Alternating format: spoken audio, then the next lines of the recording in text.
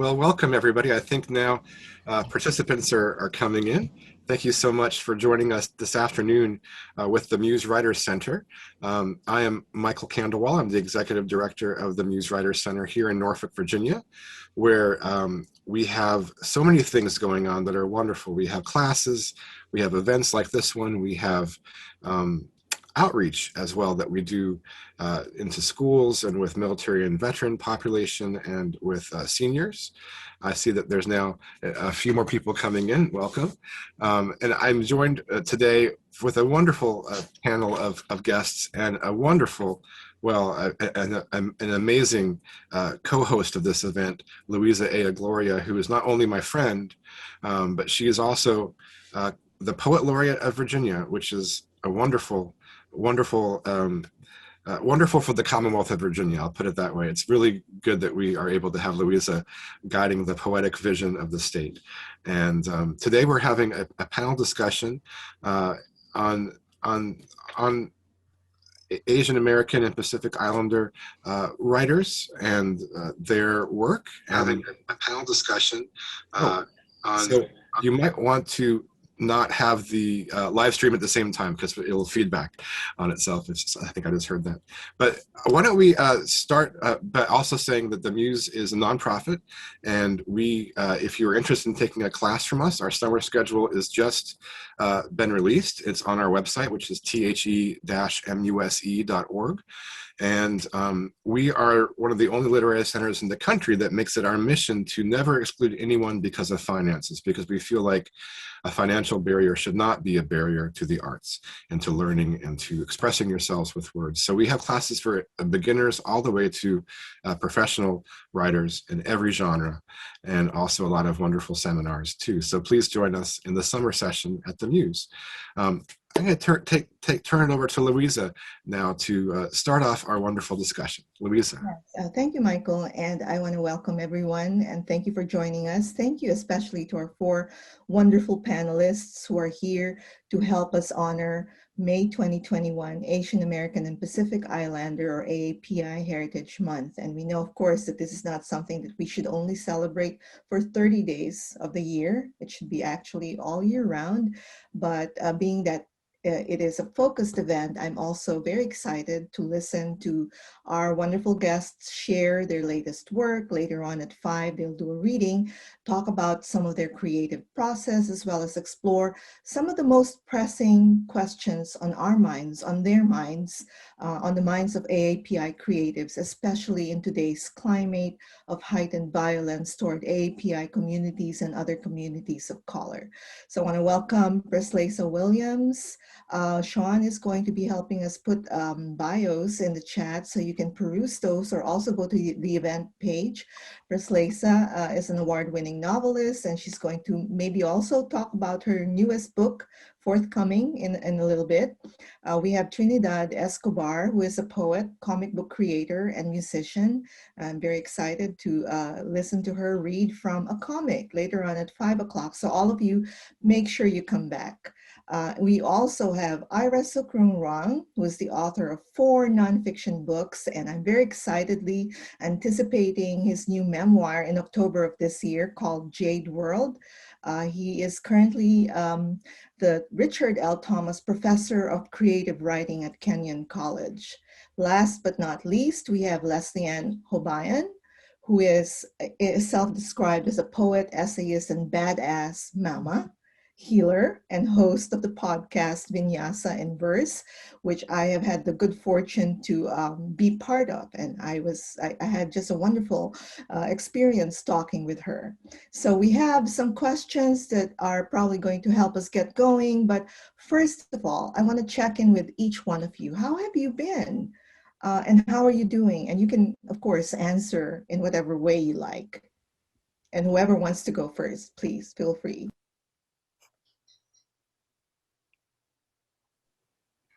Well, I can go first. I'm doing pretty well right now. I'm getting ready for a book release.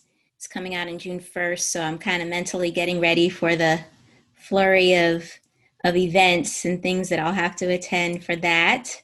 So I'm very excited about it. The news on social media has been really overwhelming as usual. And so I'm also, while getting ready for my release, I'm also rethinking and reshaping my relationship to social media and how I consume online content. So I'm really excited about promoting my upcoming novel, but then at the same time, I want to draw boundaries about what I expose myself to. Thanks so much for that, Preslaysa. Would you like to respond to that, Leslieann or Ira or Trinidad? Same question. How have you been? What's going on? I am doing completely great, especially now that it's spring and have my garden I work on just as a way to clear my brain and get away from everything. But yeah, everything is really going well. Every day is a tiring day when you're chasing a 4-year-old everywhere. But yeah, everything is going well. And I'm really just very, very honored to be among these panelists and to talk about the issues that we are facing today. Thank you for that. I can check in real quick. I'm doing great. I mean, if we're gonna be honest, I'm kind of like in weird transition. So it's great, but not great, depending on how you're thinking about growth and evolution in terms of the self in relationship to what's going on now culturally and socially, thinking about the individual versus the collective. And so I'm great in that personal way, in the larger way, learning and growing and evolving. But I like what Ira said about being in the garden, because I feel that doing that kind of thing, being in nature and getting your hands in the dirt, like literally, is so nourishing. So once the pollen settles, then I'll get my butt out there. Yeah, I can relate to that. I was pulling weeds yesterday, and man, it's good and it's also challenging. Trinidad, yeah, welcome. Hello, everyone. I'm really honored to be here and excited to meet everyone. And I wish I could meet you all in person, and hopefully one day we can do that. And I'm also excited to hear so many people are gardeners or folks that work in the dirt, because I just started doing that. While my family loves gardening, I just started getting into it, and I don't know what I'm doing with my garlic. So if anyone wants to tell me exactly how to do this, that would be really wonderful. I'm doing okay. I'm also experiencing some things within our communities that exist online, and dealing with issues on gender and things like that within our community. So I'd love to talk about that at some point. But other than that, I am busy doing some work on a couple of books. Later this year, I have a book coming out in the fall with an indie press, and I'm doing the interdisciplinary writers lab at the Asian Art Museum through Kearney Workshop this summer. So I'm excited for that. Thank you again for having me. Of course. Well, it's so great to hear that even if we are experiencing all sorts of transition, that you have things that you're looking forward to, that you're deep, knuckle deep in and doing work that you love. So that's great to hear. Michael, I'm going to turn it over to you. Yeah, thank you. Thank you all for being here again. I wanted to ask, well, both Luisa and I wanted to ask, we had already mentioned that AAPI History Month honors the culture and traditions of all of us, and it's not really limited to just 30 days out of the year in terms of for what we feel. Can you tell us a little bit about the specific histories and practices you most connect with as an individual of Asian descent, and why do you feel these are important? Maybe we start with Leslieann. Okay, I had to go like back and forth with the mute, unmute. I was like, okay. It's interesting because growing up, I clearly knew that I was Filipino, and my parents were immigrants, and there was a difference between the culture in the home and outside of the home. And so I've always had an appreciation for my cultural identity, but I never knew how to express that in a predominantly white environment. In terms of like just being the only brown girl in the class, for example, in middle school, which, you know, those years already are awful, to then thinking about how my poems reflect who I am or who I'm not. You know, I've been writing poems since high school, and it's been interesting to see them evolve from these sort of fairy tale-like themes to then conforming to the personal narrative, but kind of whitewashing it a little bit because you want to fit in, you want to get published, you want to do all the things to fit the box of the poetic literary world. And so that was an interesting journey until I found Vona, which I think Trinidad, you are a Vona folk. And that is an organization that is for writers of color for all genres. And so once I found myself there, then I was like, oh, I can write about my own personal like identity and cultural and experiences and things like that. And that opened up a whole bunch of things for me. So since then, my work has evolved in a myriad of ways. But currently what I'm exploring, and this is both in terms of my personal development as well as my writing, is the ancient practices that the Babaylan, the priestesses, the healers of pre-Hispanic Philippines have been engaged with. So it's been interesting for me to do this research because it's really hard, where we are digging into a history that has been more or less erased from Philippine history, and so I've been doing a lot of digging, and it's been it hasn't been easy, but it's slow going, and so that's where a lot of my current work is. It may not necessarily show up in my writing now, but that is sort of where my focus is in terms of thinking about healing some of the decolonizing work that we are doing as we work to reclaim who we are, you know, prior to the Spanish occupation. Thank you. Preslaysa, what are your thoughts? Ooh, I have so many thoughts, especially hearing Leslieann speak.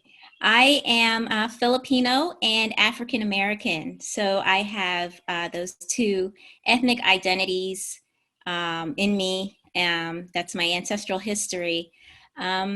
And as far as the more specific histories and practices that I connect with the most, I have an interesting journey with this because being Black and Filipino in America and being phenotypically Black, people just automatically assume, oh, you're Black or whatever. And then that's, you know, the culture that they automatically peg me in, which is totally fine. But then there's this other side of me from my mother and my grandparents and my ancestors from the Philippine Islands that is also an integral part of who I am. So all that to say is I really became interested and started decolonizing and reconnecting to my Filipino heritage as an adult.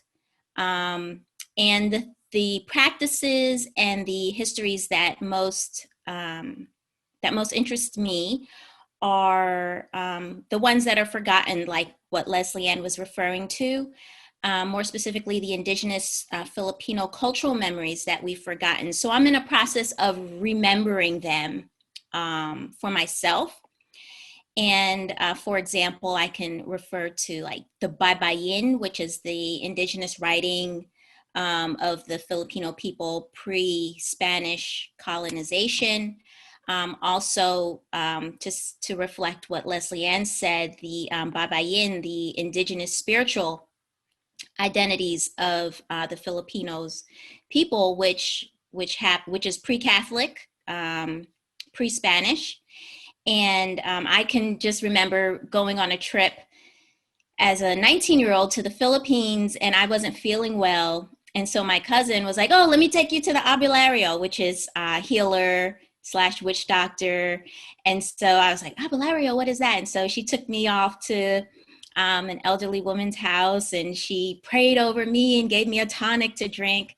And I was too afraid to drink the tonic. So I didn't end up drinking the tonic. But that touch with that ancestral touch, that ancestral spiritual touch, was something that has stayed with me.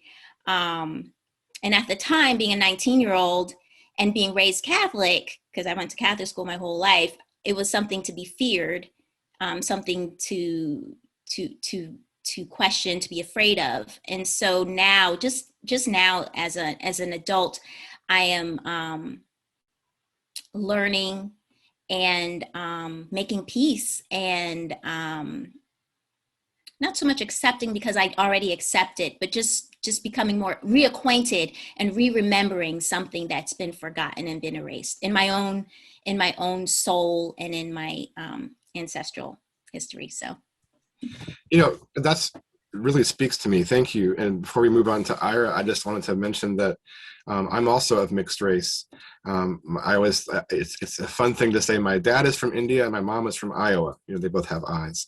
And growing up, I had the same kind of thing going on, that the Indians I ran into didn't think I looked Indian. And then the traditional Americans didn't think I looked like a white person. And same happened in college. And it really wasn't until my adulthood that I started to seek out and embrace both sides of my culture, which are both very rich. I had relatives come over on the Mayflower, and I had my father take a boat, a plane, a train, a bus to emigrate from India here in 1960 and get his PhD. And then he recently passed away. This is actually a picture of him behind me in 1970, in the 70s. And when he passed away last year, we did a Zoom with the Indian side of the family, plus some of his friends here and some of my family on my side here.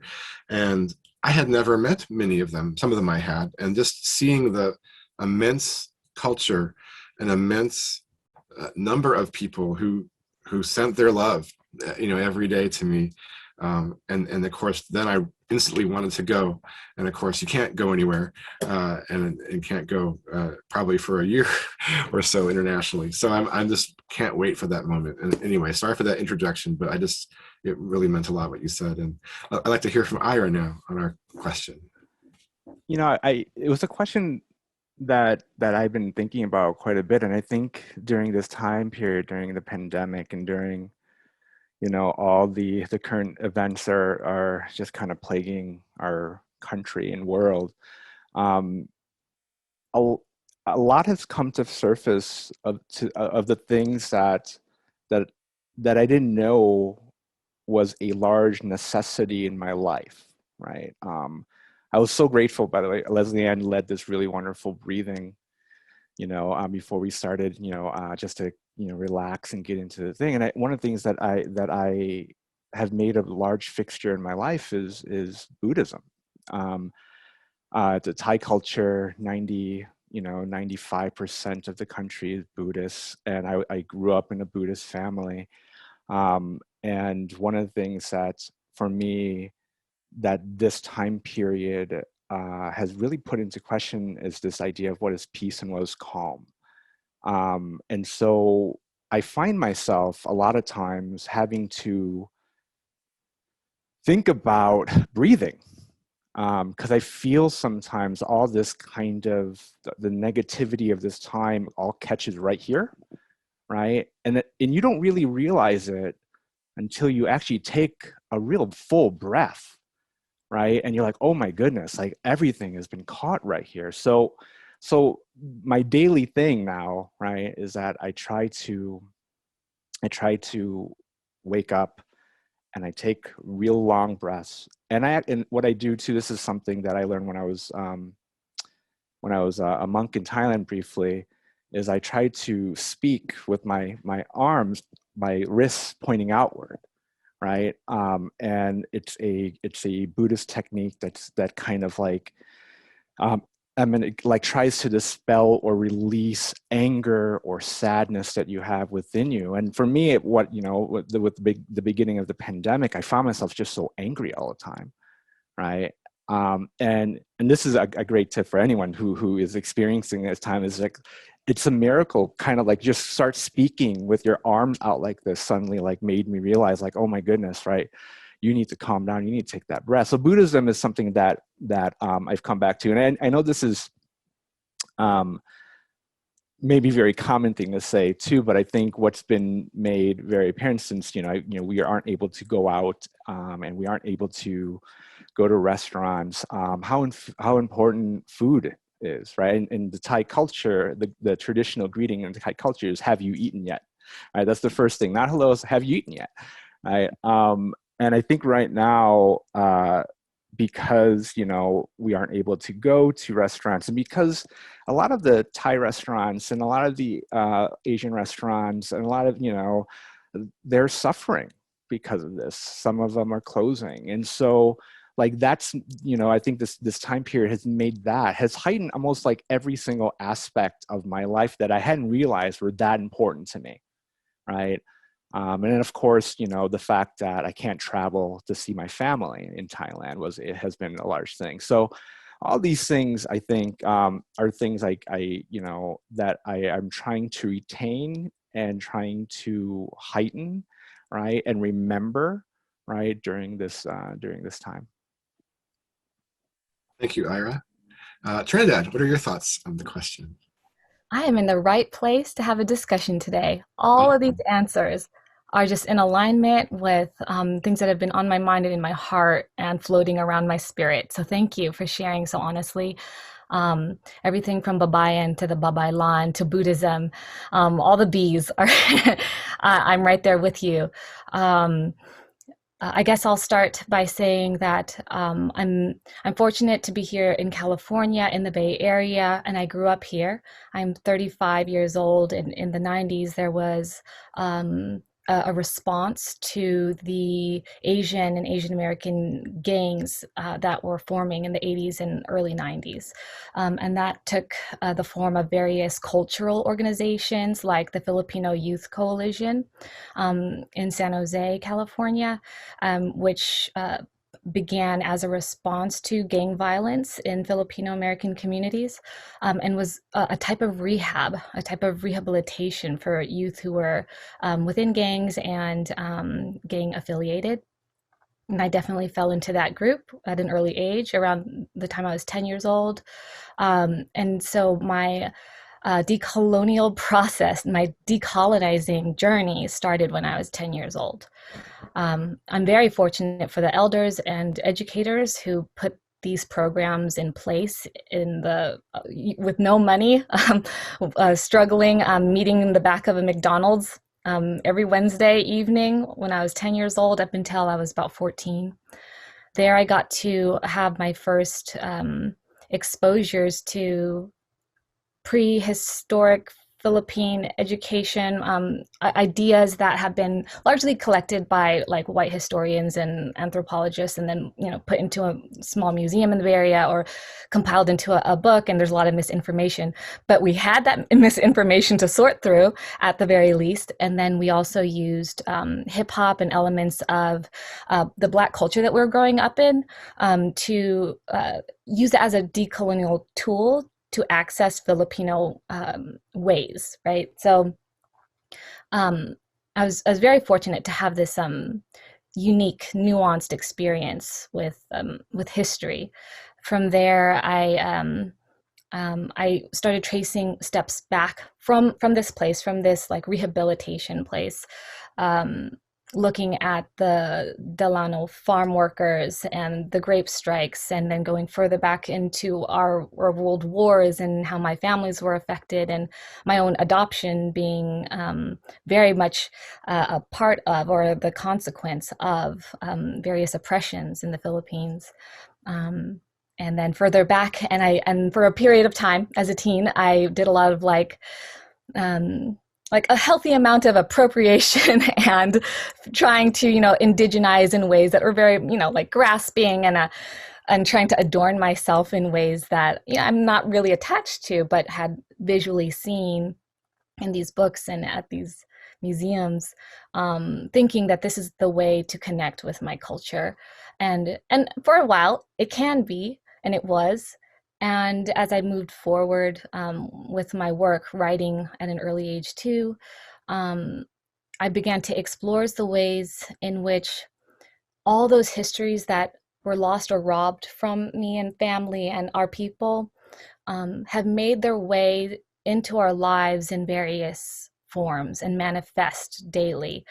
And for a long time, I didn't believe that as a Filipina, I had agency to say, I can believe what my mother says. Instead, I need to go listen to this professor. And my first ethnic studies professor was a white man teaching Asian American studies. And I thought I was learning how to be Asian from this man. But more and more, I began to learn when my mother puts her hands on my shoulders when I have a body ache, she's healing me. And that comes from somewhere, right? When she checks my forehead, when she asks if I've eaten, all of this is a part of our culture that comes from a long lineage. And it's been said millions and millions of times across generations.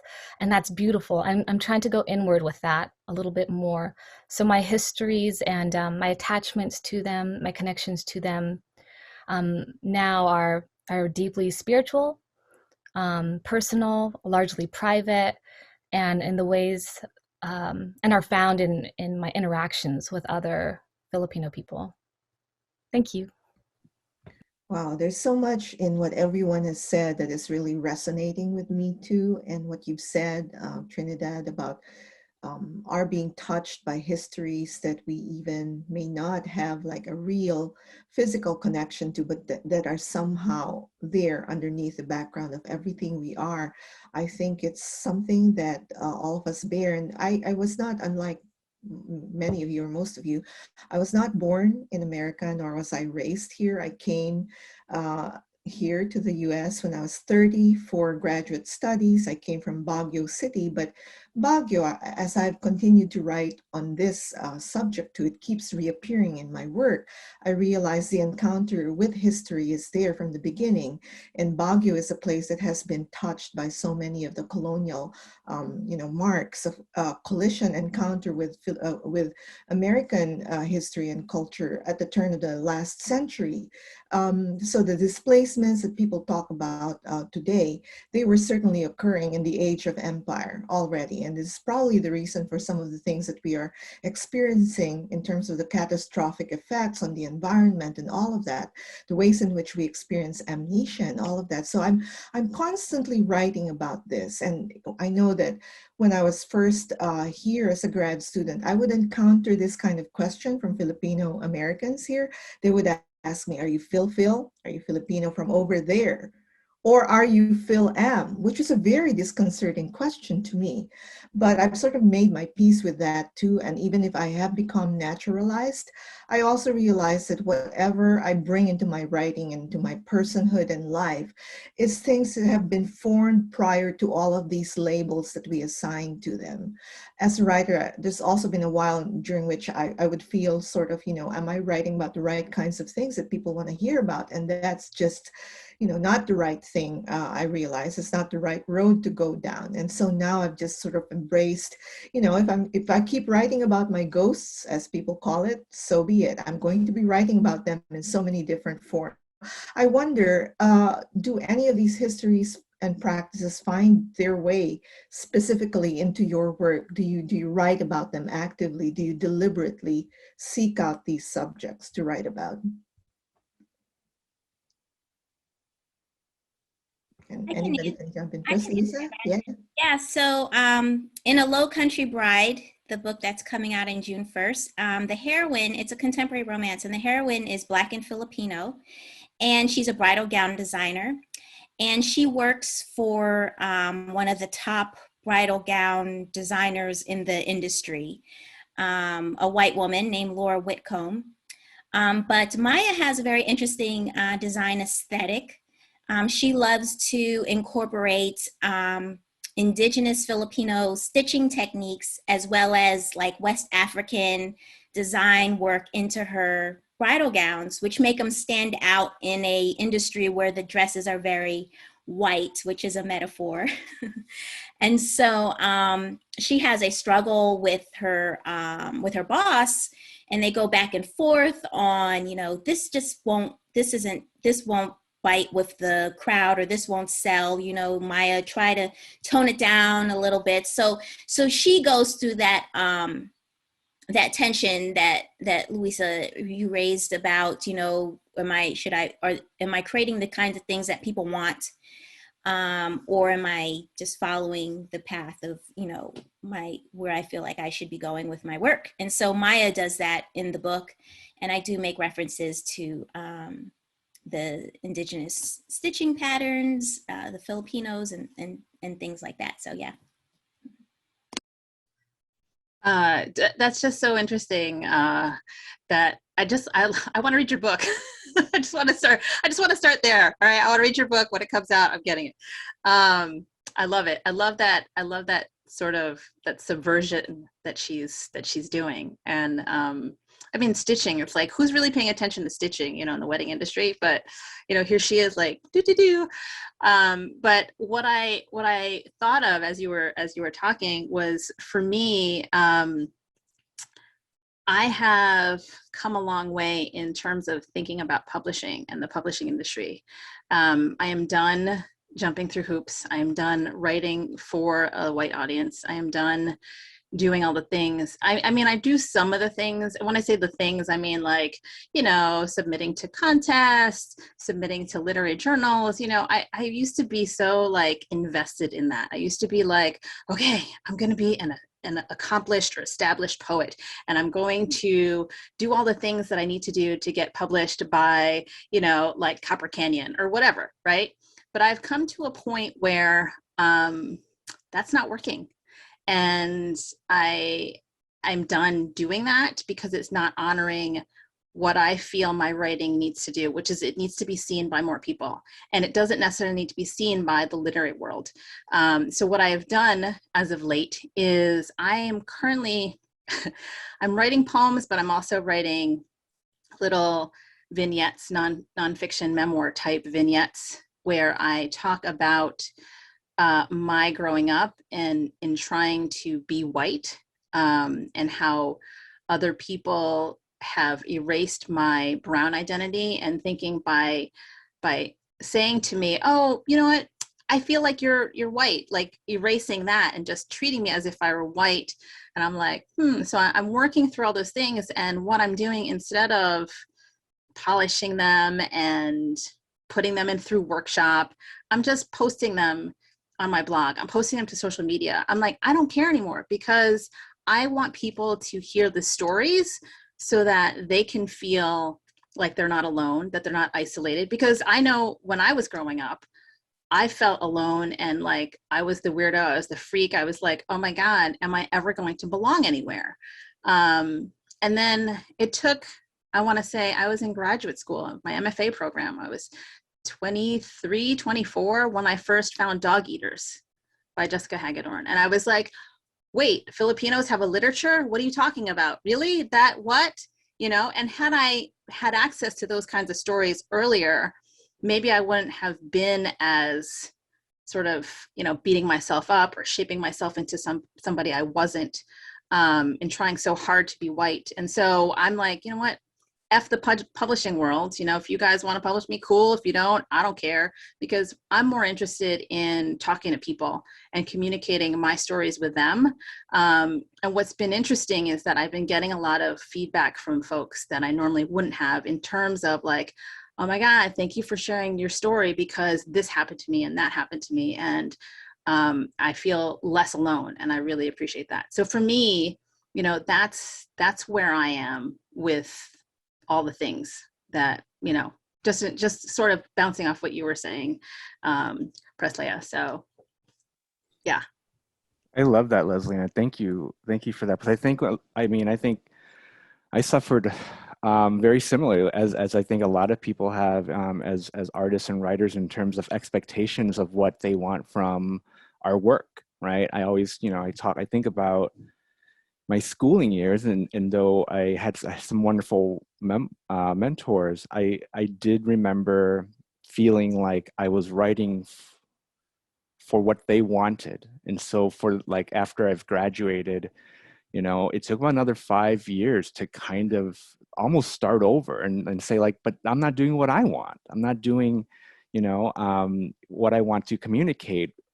What others want is the exoticized version of my life, but that's not how I see it, right? And so, going back to what Luisa, you're saying, like, how does these things that we carry in our lives make it into our work?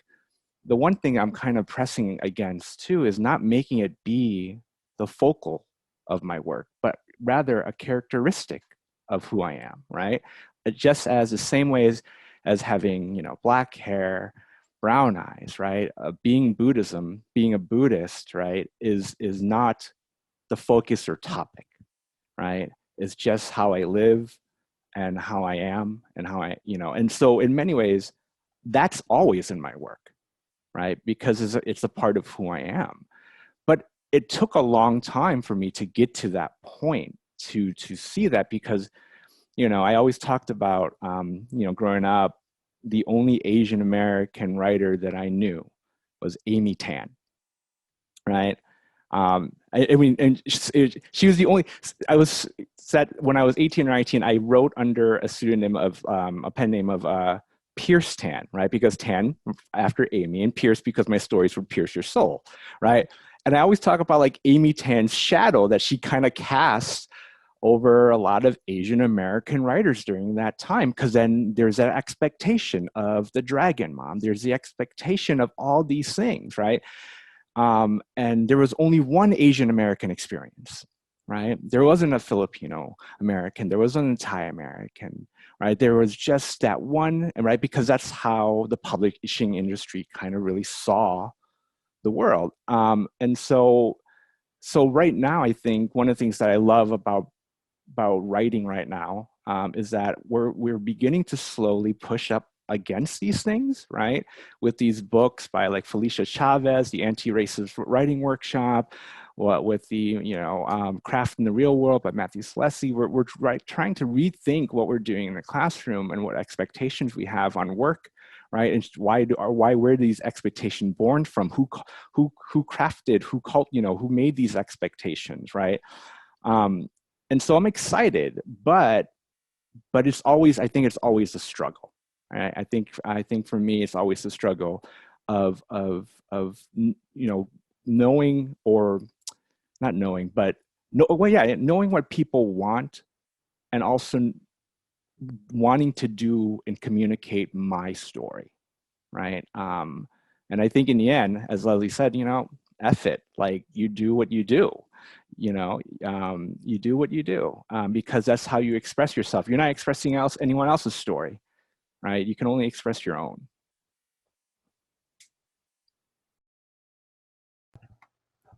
I felt that. I feel all of this. I'm going to just keep saying that. It's going to annoy everyone. Okay. I'm also in this place of, for the last maybe 5 years, relinquishing this image of being a poet seen by publishing houses and the literary world, because I don't think that they see, and largely I don't think that they can see. And what I came up against was, if your story does not fit within an immigration tale or a tale of suffering, then there's very little room for you to explore as a writer. And if you're a writer, aren't you exploring these elements that created you and created your experiences, these cultural and societal experiences that shape your stories? There's very little room to be weird and strange and dark unless it fits into something that already exists in publishing. And I worked really hard and then got a big book deal. And then around that time, I figured out, oh crap, this isn't what I want to do. This isn't the type of storytelling that I want to do? And do I have courage? Do I have my own courage and agency to start getting weird? And so just the last few years, I started just writing my horror stories and queer erotica, and everything that I have learned, right, about like Philippine mythology, folklore, learned from my parents, grandparents, and family friends, community folks. I've kind of brought with me, but for a while it was at the center. Like I would want to write about the aswang, specifically like its origins and whatever. And then I moved away from that into reimagining what the aswang is now and what it can do now in our mythology, in our modern contemporary thinking. And its symbolism, but also its realness to me. I also I'm trying to embrace like the Filipino obsession with being spooky, right? That's part of like our animism, and it's a part of like our deep spirituality, and it's fun. We love being scared. There's something very safe and thrilling about it. So telling scary stories the way that my parents told me scary stories, and passing that on to my son and community members brings a lot of joy to me. Just someone, reading my stuff online, also available for free, and hearing them say like, that scared the crap out of me. That's something you don't get to hear very often when you're just sending something off to a journal. And having that connection, like using that storytelling to just have that connection and to build community too, is so special. And that was lost to me for many years, going the route that I was going. Also with erotica, I did see, this void of femme and cis women and queer folks and trans folks being able to tell stories that weren't of violence regarding their bodies. And it was really important to me to find joy in that and find joy for myself. I did use, over years of like research, like very Western, like scholarly academic research. What does it mean to be Filipino with a sexuality of her own? and then I kind of went, deeper within, taking what I know and what I feel and what I hear from others, and tapping into this very unique experience of being queer and in this set of nerves, right? In this society, what does that feel like, and in what ways can we tap into that joy? And I wanted to make sure that not that we just had representation of some kind, because I can't represent all queer LGBTQ folks, right? My goal isn't just representation, which I don't think can decolonize or change anything, or change everything, but to be seen, be witness, and to allow others to be witness what it can look like to be freely creative in this way, without the confines of other people's expectations of what you can do and what your body is for. I am so resonating with everything you've all said, and that idea of this sort of existing proprietary model that says, you can't do this unless you do this. I love this idea that we can do things in more than just the prescribed ways and functions. And it is a space of great vulnerability. I go back to what you were doing with your hands earlier, Ira, this position of, opening up and giving. And, this is a position of great vulnerability. And these are also times of great vulnerability. And just very quickly, what things do you suggest or recommend to others, those of us in the audience, or even to each other, for how we can best support AAPI communities in these times of great vulnerability in terms of what's been going on? Not really just now, it's been going on for centuries, but what could you offer as a way for us to support each other better? Because I know that there are some audience questions that we may be able to accommodate in the last 5 minutes or so, but please. And let me just say to the audience, if you're watching in the webinar, if you would just press the Q&A button to ask your question, and we will definitely try to get to it. Yeah.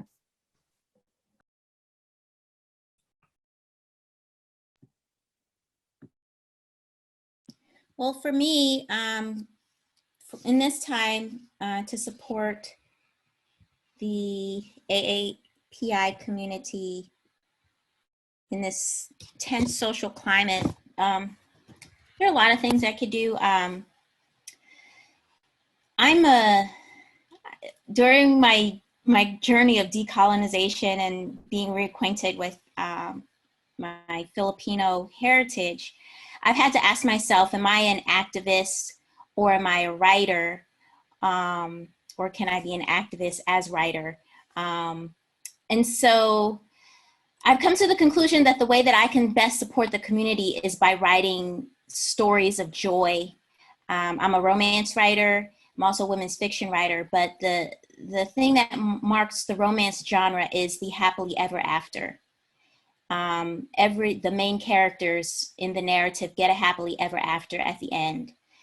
And so if I can put brown people and Black people in the center of the narrative and then give them a happily ever after at the end, then that's the way that I can best support the AAPI community at this time. And even better, if I can subvert some narratives that are out in our cultural conversation while doing it. So that's how I do it.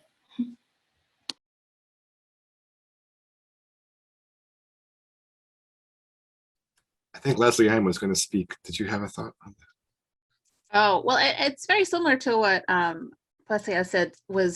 It's about being present and being your most authentic self, because it feels very huge if we go out there and we're like, we want to change the world, you know. It feels overwhelming, and then folks tend to like get just shut down because it's like, but there's so many fires to put out, you know.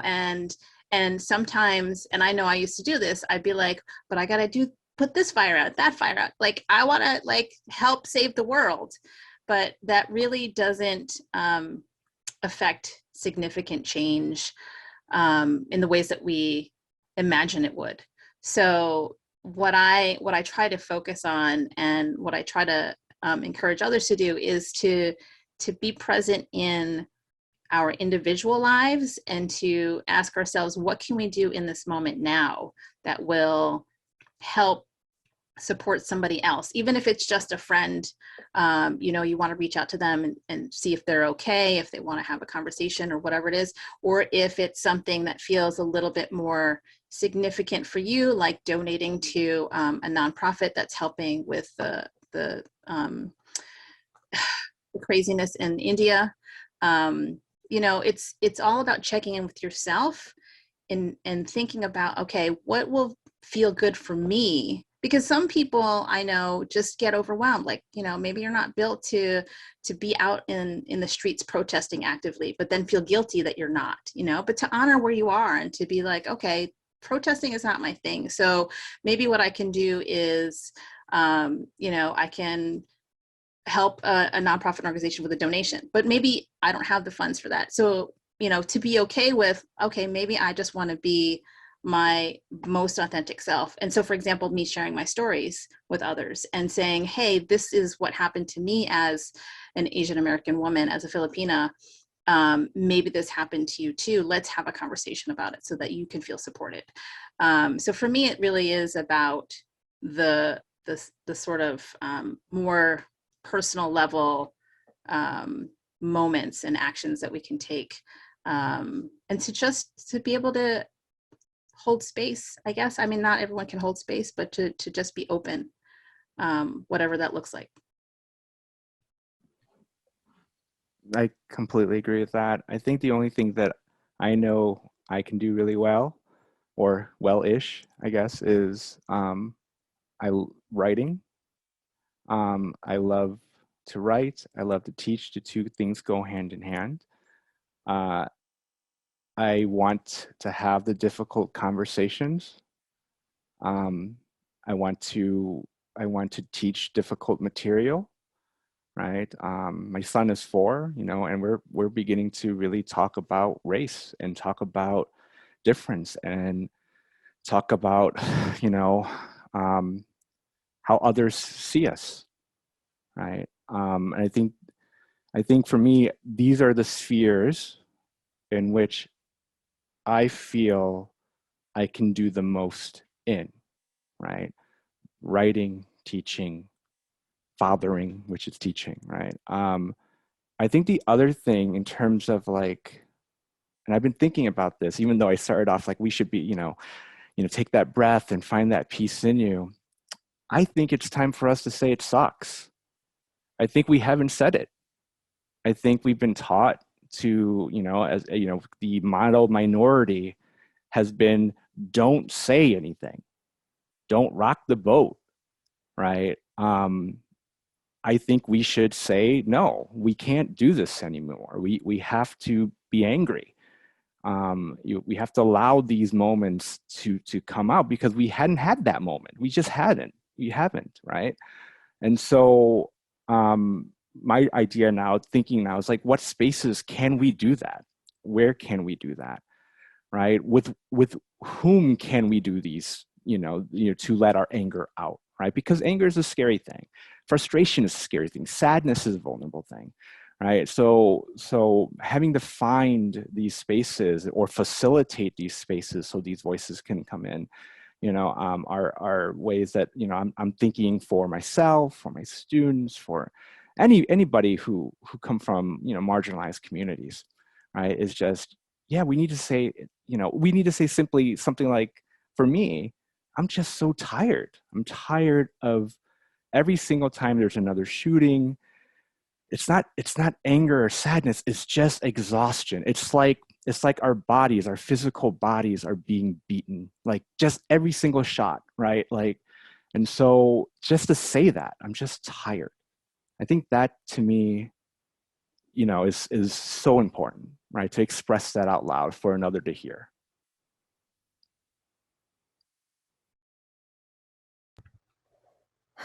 I want to acknowledge that there is, a pretty heavy topic going around on social media regarding Filipino access to prehistoric Filipino information.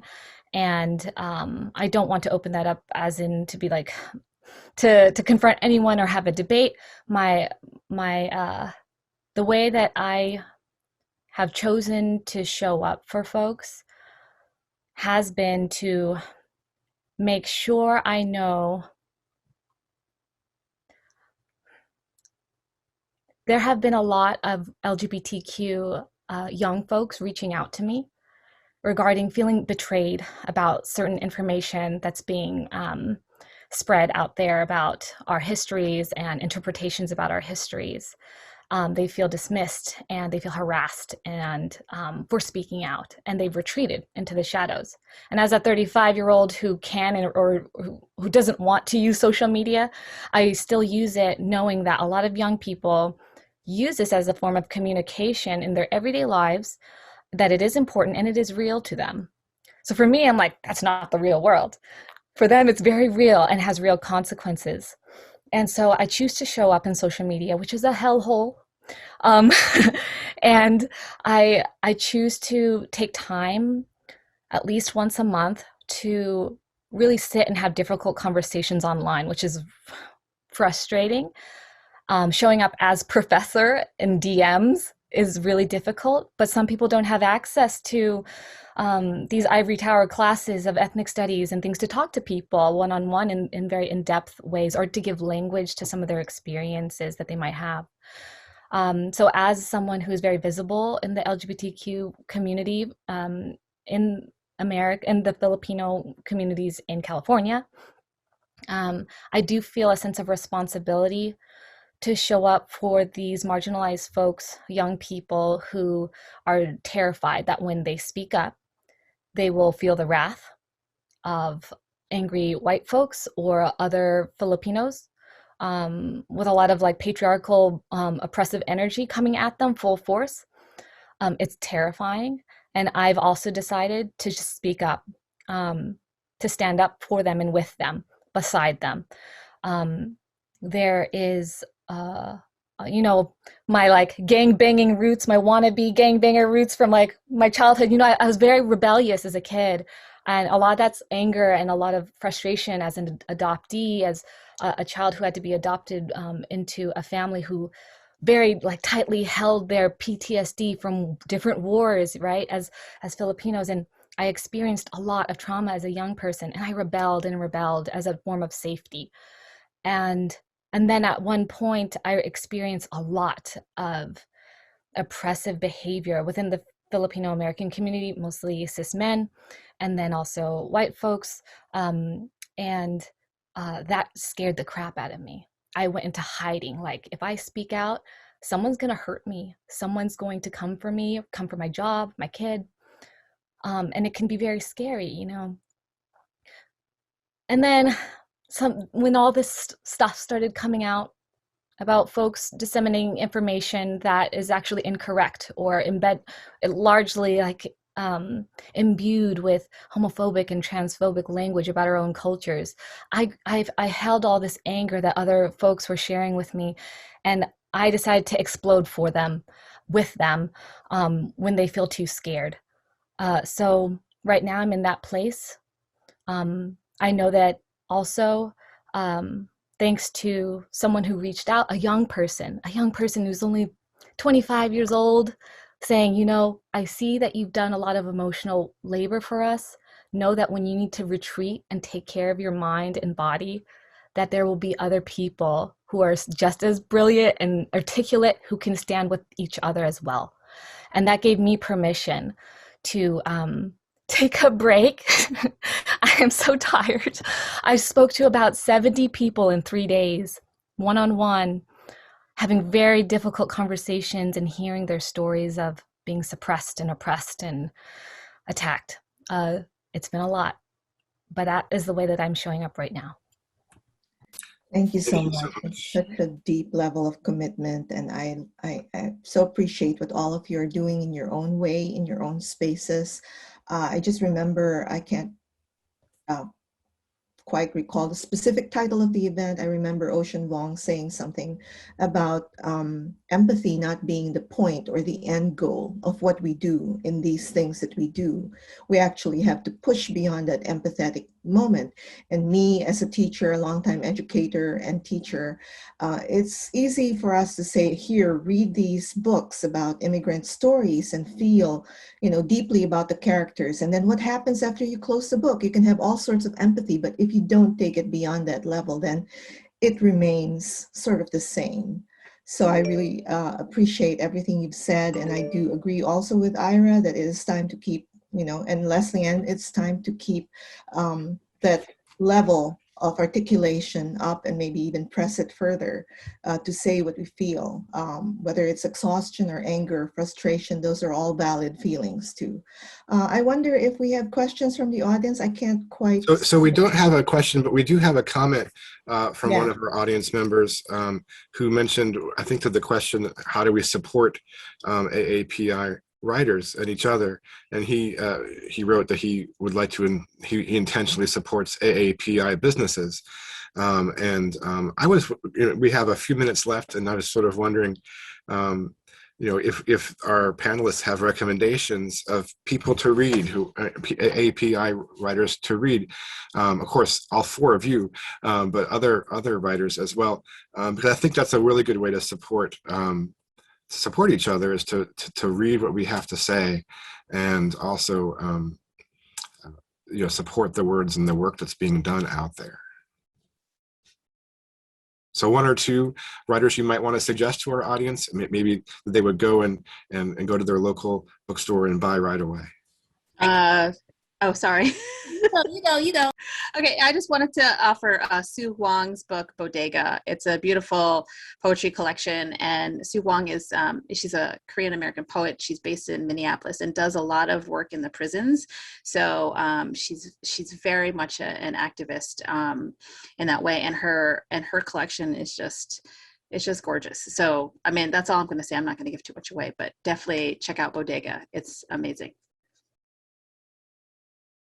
I was going to quickly recommend Tiff Marcello is a romance and women's fiction author. She's Filipino-American, and she has a book that released last year, I believe, is called Once Upon a Sunset, about a Filipino-American woman who returns to the Philippines after she has a career hiccup, I believe, and she has to come to grips with that. So I thought that'd be interesting for this audience. So yeah, Tiff Marcello, Once Upon a Sunset.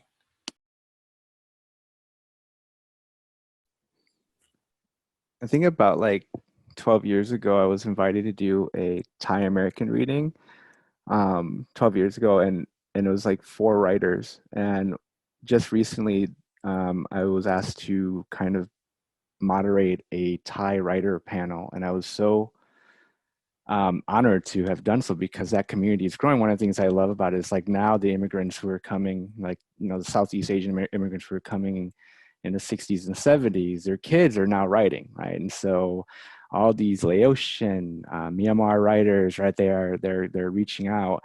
You know, I read a wonderful novel by Sunisa Manning. Phenomenal book, a good Thai, really historical and really relevant to like the political climate in Thailand right now, but also here, right? Where we are here. And recently I discovered a writer by the name of Thierry Mient, who is a Myanmar American writer. Wonderful. Her novel, The End of Peril, The End of Enmity, The End of Strife, A Haven, is such a wonderful book. And she has a memoir coming out, I think, in next year from Grey Wolf.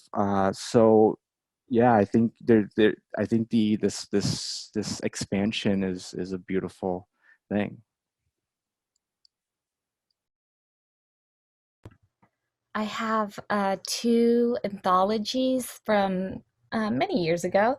Korean Press put out Walang Hiya by editors Lolin Sevilla and Roselli Ilano. I know your name. We're friends. Okay. And then Field of Mirrors is another anthology by Filipino and Filipino-American folks. I think Filipino and North American Filipinos.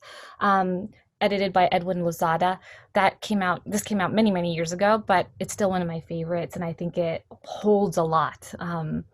It has a lot to offer. Thank you all so much. We are a tick over our time, but there's good news. We're going to have a reading from our 4 guests at 5 o'clock Eastern time. So if you would like to come back to this link if you're in the audience live right now, you can come back to this link to watch on the webinar, or you're also welcome to watch on the live stream at 5 o'clock. We're going to have a reading from Preslaysa, Ira, Leslieann, and Trinidad. And that's a really good way to support writers as well, to hear their words. So please come back at 5 o'clock. And I want to thank foremost Luisa Igloria, and I recommend her books as well. Please, thank you, Luisa, for starting this conversation and making this happen with the Muse Writers Center and our guests. No, I want to thank all our guests. Thank you so much for your generosity and your time. And I'm very excited to come back at 5 o'clock. Please all come back and listen to readings from our 4 wonderful panelists. We'll see you later. Thank you. Thank you all so much.